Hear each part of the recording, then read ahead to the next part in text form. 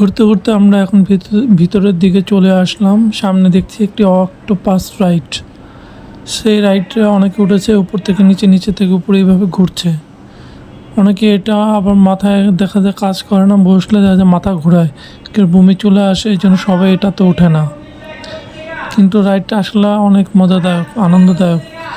যে ওঠে সে বুঝছে, না বোঝে না সে তো বুঝবেই না। এখন বিভিন্ন রং বেরঙের কালার দিয়ে তৈরি করা আছে অক্টোপাসের রাইডটি। খুব সুন্দর একটি রাইড।